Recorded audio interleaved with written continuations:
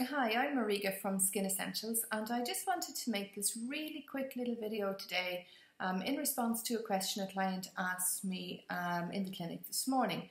And we were discussing microneedling, which is something that we actually love. We're big fans of microneedling here at Skin Essentials when it's done correctly.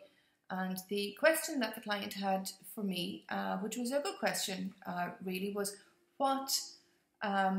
what are you going to be needling into my skin? So this client understood that microneedling was about introducing substances into the skin to do some good. So it's not the first time I've heard this, but it did just remind me that this is something that needs to be addressed. Microneedling is not for putting substances into the skin. Microneedling is a mechanical treatment. It's little very tiny sterile needles that make tiny little micro channels, little pores into the skin all over.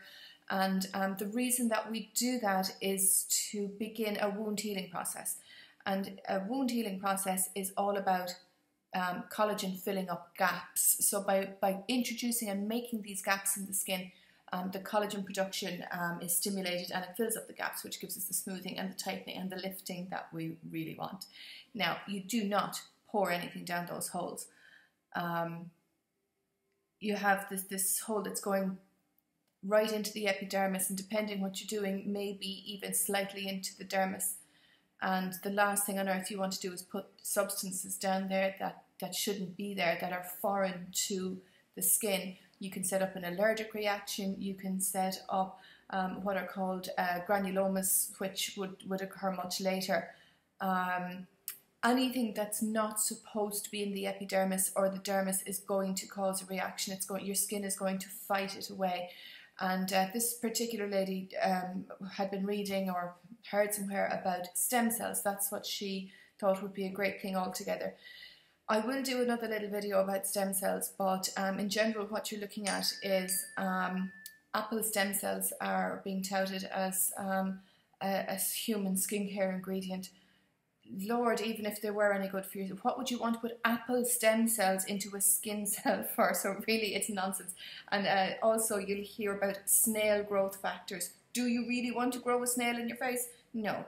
Even if you could, I mean, you know, DNA-inspired serums, this kind of thing. It's just, it frightens me what people are doing with microneedling. So. Just a quick scary little video today. If you are having microneedling with us, you're fine. We have all been through advanced training. If you're having microneedling somewhere else, if you're not a client of ours, please ask the questions: what are you putting on my skin and why? What is it supposed to do? And if anything is going on that skin during a microneedling session, say no. Ask all of these questions at your consultation. Say, no, thank you, that's not for me. I will go into detail in other videos about maybe beauty myths and the pseudoscience that's out there surrounding. And I'll certainly do another about microneedling because it's a hugely popular subject. And don't be put off microneedling. It is really, really good in the right hands. It's a fantastic tool. So I'll be back with more detail on that. But in the meantime, thank you very much for watching.